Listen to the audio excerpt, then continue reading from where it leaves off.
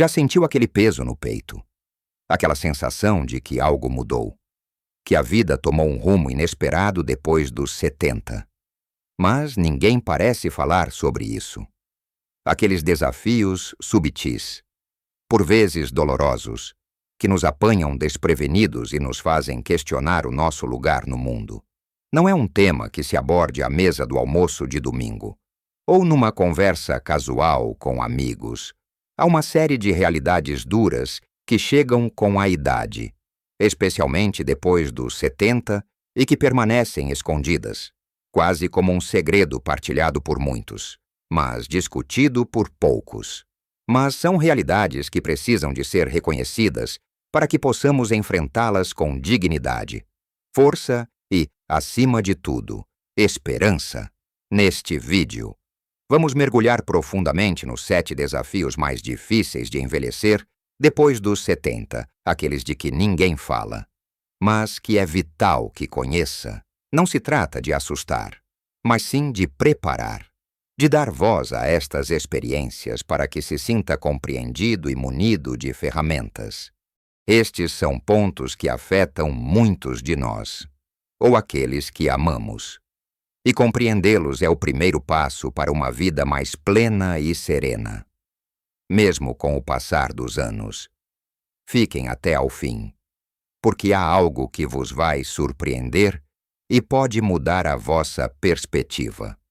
Vamos começar por algo que muitos experimentam, mas poucos admitem abertamente o peso silencioso da solidão e do isolamento social. É uma das verdades mais dolorosas e inesperadas que surgem com a idade, especialmente quando se chega aos 70 e além.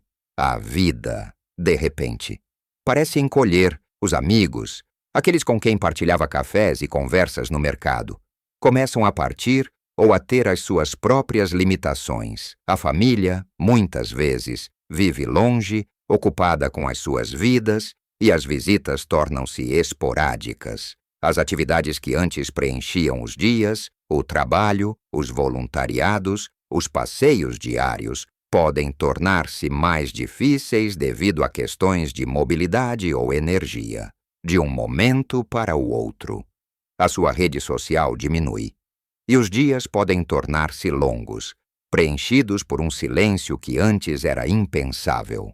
É fácil cair numa rotina isolada, onde as únicas conversas são com o vizinho, se tanto, ou com o carteiro. Este isolamento não é apenas um sentimento de tristeza. Pode ter impactos reais na saúde física e mental. A falta de interação humana regular pode levar a um declínio cognitivo mais rápido, a um risco acrescido de depressão e ansiedade, e até mesmo a problemas cardiovasculares. É como se o coração e a mente definhassem sem o alimento da companhia. Mas não tem de ser assim. Uma das estratégias mais poderosas é a proatividade na procura de ligação. Isso pode significar procurar centros de dia na sua comunidade, onde há atividades e convívio, ou grupos de idosos que organizam passeios e eventos.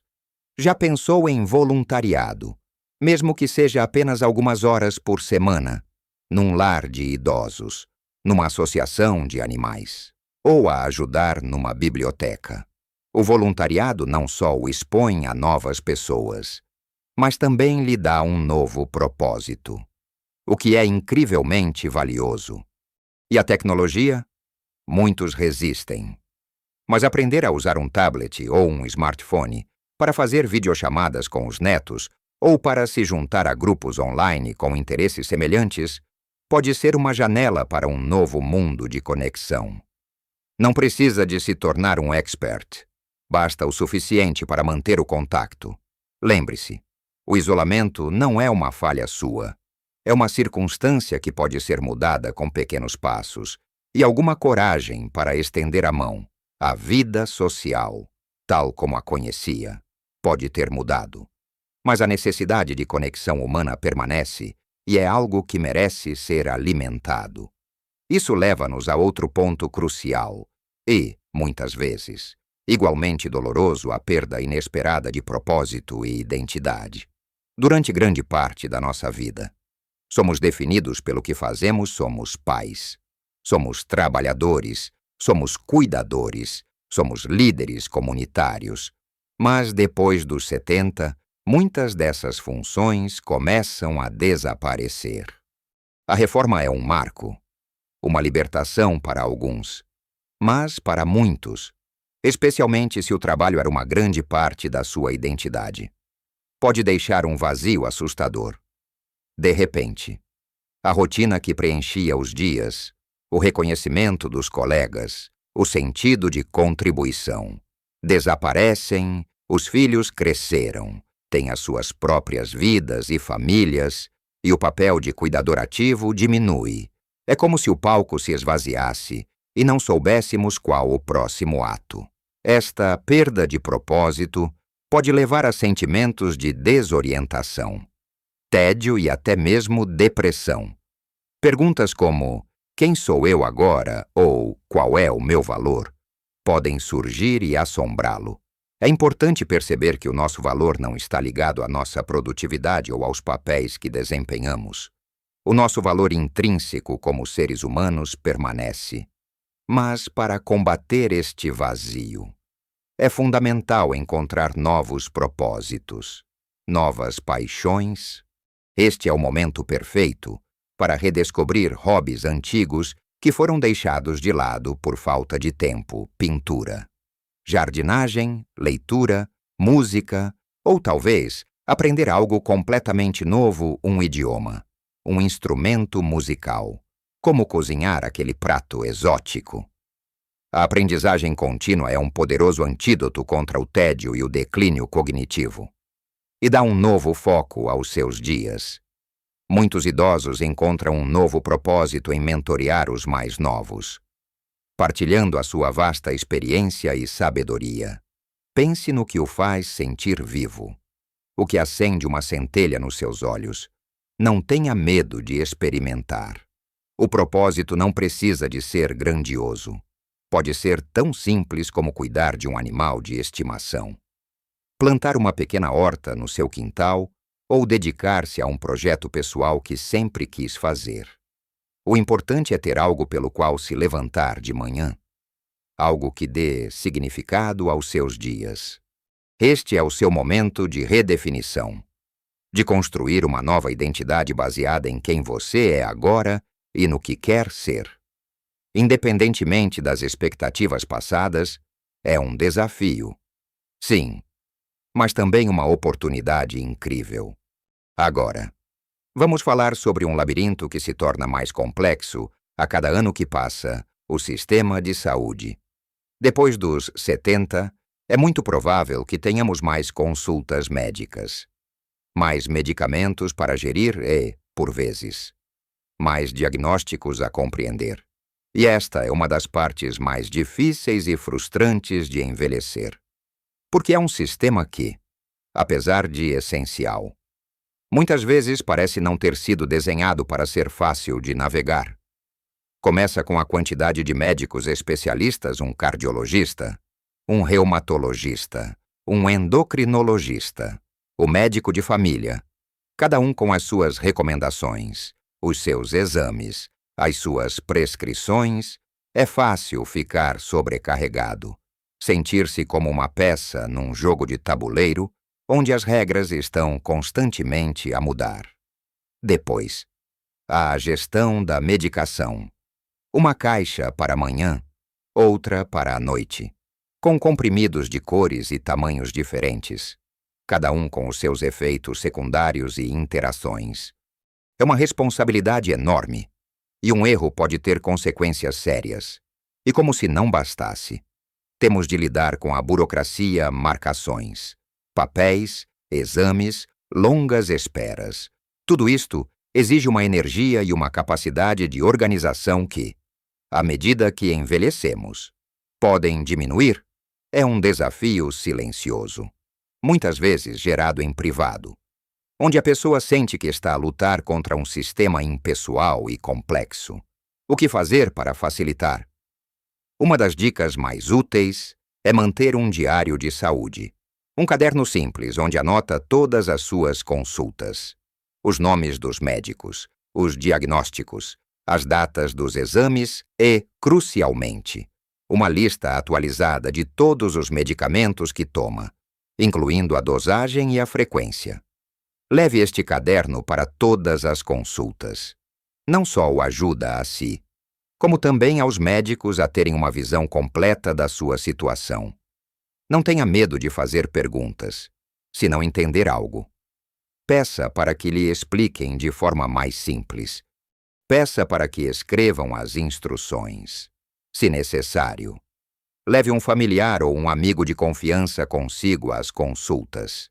Se possível, eles podem ajudar a ouvir, a tomar notas e a fazer perguntas que talvez se esqueça. Ter um aliado nestes momentos pode fazer uma enorme diferença. E se sentir que um medicamento está a causar efeitos secundários problemáticos, ou que algo não está a funcionar, comunique imediatamente ao seu médico.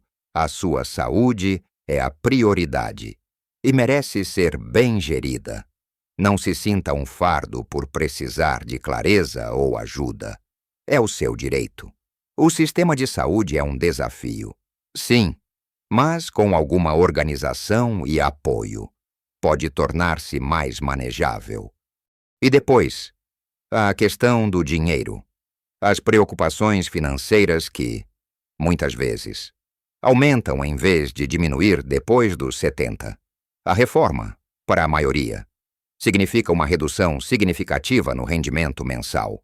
E, de repente, os custos da vida não param de subir os bens essenciais no supermercado. As contas da eletricidade e da água, o combustível e, como se não bastasse, os gastos com saúde, que antes eram esporádicos, podem tornar-se mais frequentes e avultados. Medicamentos, consultas não comparticipadas, aparelhos ortopédicos, adaptações em casa, tudo isso acumula. A pessoa pode sentir-se presa, com um orçamento apertado, e o medo de uma despesa inesperada pode ser constante. É uma ansiedade silenciosa, um receio de não conseguir fazer face às despesas, de ser um peso para a família ou de perder a independência financeira que tanto prezava. Este medo pode levar à restrição de atividades sociais, a deixar de comprar coisas de que precisa ou até a adiar tratamentos médicos. O que é perigoso é uma realidade que muitos escondem, sentindo-se envergonhados ou incapazes de gerir a situação. Mas não há vergonha em enfrentar este desafio. O primeiro passo é ter uma noção clara das suas finanças. Faça um registro de todos os seus rendimentos e todas as suas despesas. Onde está a gastar? Onde pode poupar pequenas mudanças? Como renegociar contratos de telecomunicações? Aproveitar promoções no supermercado ou reduzir o consumo de energia? Podem fazer a diferença. Investigue os apoios sociais e os programas de apoio a idosos que o governo ou as autarquias locais oferecem. Muitas vezes, há subsídios para medicamentos, para transportes, para aquecimento ou para serviços domiciliários que as pessoas desconhecem. Não tenha receio de perguntar, de ir ao centro de apoio social da sua freguesia. Eles estão lá para ajudar. E, se sentir que a situação é insustentável, fale com um familiar de confiança. Abrir o jogo pode ser assustador, mas a partilha pode trazer soluções inesperadas, desde a ajuda na gestão das contas até um apoio direto. Muitas famílias preferem ajudar ativamente a que os seus entes queridos passem por dificuldades em silêncio. Lembre-se, o dinheiro é uma ferramenta. Não define o seu valor. Gerir as finanças na terceira idade é um desafio, mas com informação e, se necessário, apoio, pode garantir a sua tranquilidade. Outra verdade dura é a subtil, mas progressiva. Erosão da autonomia física. Aqueles pequenos gestos do dia a dia que antes eram automáticos, de repente, tornam-se obstáculos. Levantar-se da cadeira, subir escadas, carregar sacos de compras, abrir um frasco ou até mesmo vestir-se. A força muscular diminui. O equilíbrio pode ficar mais precário e a flexibilidade já não é a mesma. Não é algo que aconteça de um dia para o outro. É uma mudança gradual, quase imperceptível no início, mas que se torna cada vez mais evidente. E é doloroso. Porque cada pequena perda de autonomia é um lembrete da passagem do tempo e da limitação. A pessoa pode sentir-se frustrada, envergonhada por precisar de ajuda para tarefas simples ou por ter de desistir de atividades que tanto gostava, como fazer jardinagem ou dar longas caminhadas. O medo de cair torna-se uma preocupação constante, levando a uma restrição ainda maior do movimento. O que, ironicamente, acelera a perda de força e equilíbrio. É um ciclo vicioso. Mas, mais uma vez, há formas de mitigar e até reverter algumas destas perdas. A chave é a atividade física adaptada. Não se trata de correr maratonas, mas sim de manter o corpo em movimento. Caminhadas diárias, mesmo que curtas, dentro de casa ou no quarteirão, são fundamentais. Exercícios de força, como levantar pesos leves ou usar faixas de resistência, podem ajudar a manter a massa muscular. Aulas de Tai Chi ou yoga suave são excelentes para o equilíbrio e flexibilidade. O importante é encontrar algo de que goste e que seja adequado às suas capacidades, e fazê-lo de forma consistente. Fale com o seu médico ou um fisioterapeuta para obter recomendações personalizadas. A casa também pode ser adaptada para garantir a segurança e a autonomia. Barras de apoio na casa de banho, tapetes antiderrapantes, boa iluminação, organização que evite obstáculos e, crucialmente, aprender a aceitar ajuda quando necessário. Não é um sinal de fraqueza, mas sim de sabedoria. Pedir a um vizinho para ajudar a carregar as compras ou a um familiar para instalar uma prateleira mais baixa pode ser libertador. Manter a autonomia o máximo possível é vital. E isso exige esforço e uma atitude proativa. Não se conforme com a perda. Lute por cada pedacinho da sua independência. E agora, um dos desafios mais pesados e persistentes que a idade traz, o luto constante. Depois dos 70, a lista de pessoas que conhecemos e amamos e que já partiram começa a ser longa. Amigos de longa data, companheiros de vida, irmãos, até mesmo filhos. O luto não é algo que se experimente apenas uma vez na vida. Para muitos idosos, torna-se uma companhia constante, uma sombra que se manifesta de diferentes formas a cada nova perda. Cada despedida é um pedaço da sua história que se vai. Uma memória partilhada que se torna exclusiva sua. As conversas que não acontecerão mais, os risos que só ecoam na memória, a ausência física que se sente no dia a dia. É um fardo emocional imenso. E a sociedade, muitas vezes, espera que se siga em frente rapidamente. Mas o luto não tem prazo de validade. É comum sentir-se isolado na sua dor, achando que ninguém mais compreende a profundidade da sua perda. Esta sucessão de lutos pode levar à exaustão emocional, à descrença na vida e, por vezes, a uma profunda tristeza que é difícil de sacudir. Mas é fundamental compreender que o luto é um processo natural e saudável. Não há uma forma certa de sentir ou de lidar com ele. Permita-se sentir a dor, a raiva, a tristeza, a saudade. Não se censure por chorar ou por ter dias maus. Procurar apoio é crucial.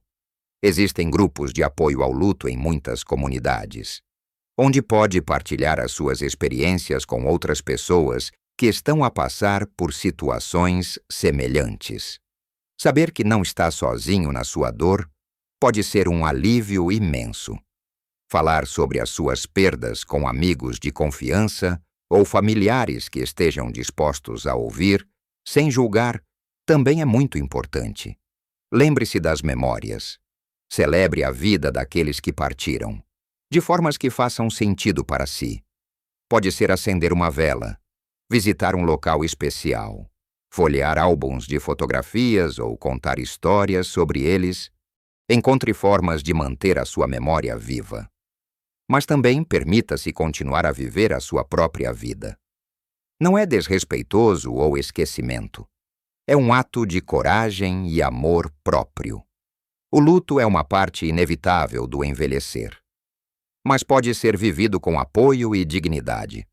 E, finalmente, chegamos a uma das partes mais difíceis de admitir e de enfrentar o medo e, por vezes, a realidade de se sentir um fardo para a família ou de se tornar dependente. Crescemos com a ideia de sermos independentes, de cuidarmos de nós próprios, de sermos os pilares para os outros, mas com a idade e as inevitáveis limitações físicas ou de saúde. Pode chegar um momento em que precisamos de ajuda para tarefas que antes eram simples. E essa necessidade pode vir acompanhada de um sentimento avassalador de culpa, de vergonha, de que estamos a incomodar, a sobrecarregar os nossos filhos ou netos, que já têm as suas próprias vidas e responsabilidades.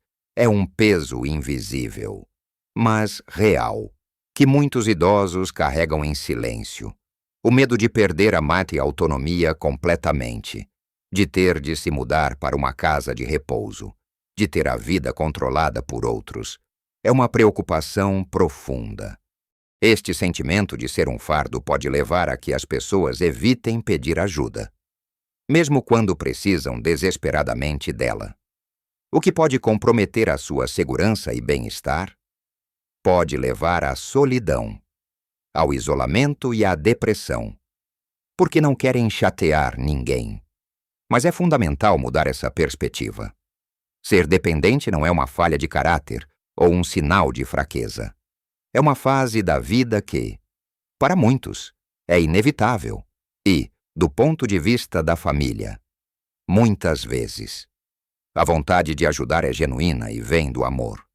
A maioria dos filhos e netos quer ver os seus entes queridos bem, seguros e felizes. E ajudar é uma forma de expressar esse amor e gratidão pelos anos de cuidado e apoio que receberam. A comunicação aberta é a chave. Fale com os seus familiares sobre os seus receios, as suas necessidades e os seus desejos.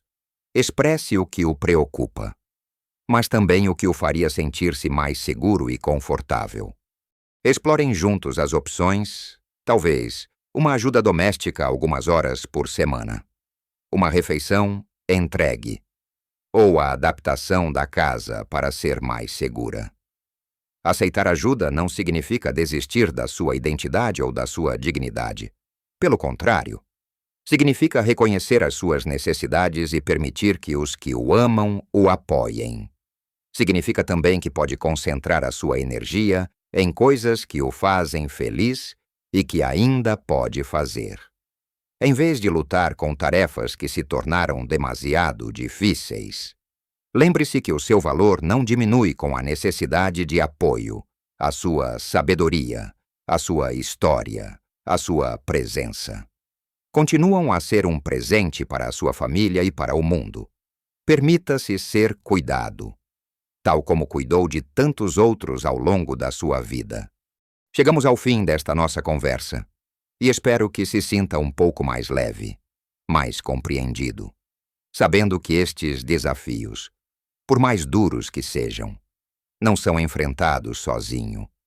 Falamos da solidão silenciosa, da perda de propósito, do labirinto do sistema de saúde, das preocupações financeiras, da erosão da autonomia física, do peso constante do luto e, por fim, do receio de se sentir um fardo. São realidades que, sim, são difíceis, mas que não nos devem paralisar. Pelo contrário, reconhecê-las é o primeiro passo para uma jornada mais consciente e empoderadora. Lembrem-se que há sempre um caminho a seguir, uma solução a encontrar, um apoio a procurar. Pequenas mudanças podem fazer uma enorme diferença na sua qualidade de vida e na sua felicidade. E a grande surpresa que vos prometi no início. A verdade mais importante que podemos retirar de tudo isto é que, apesar de todos estes desafios, a vida depois dos 70 pode ser incrivelmente rica, plena e significativa. É uma fase de redefinição. Sim, mas também de uma liberdade e sabedoria que só se adquire com a experiência. É o momento de desfrutar das coisas simples, de aprofundar as relações que realmente importam, de partilhar a sua história e a sua sabedoria com as novas gerações. A capacidade de adaptação, a resiliência e a alegria podem ser ainda maiores nesta fase. Não se trata de negar as dificuldades, mas de as abraçar como parte da jornada e de encontrar a beleza e o propósito em cada novo dia. A sua idade é um tesouro de vivências, e cada desafio superado é uma prova da sua força. Partilhem as vossas experiências nos comentários abaixo, pois a vossa voz é importante e pode ajudar muitas outras pessoas que estão a passar pelo mesmo. Se este vídeo vos tocou, deixem um like e subscrevam o nosso canal para mais conversas honestas e inspiradoras como esta. Juntos, podemos construir uma comunidade onde ninguém se sinta sozinho nestes desafios. Vivam a vossa melhor vida em todas as idades.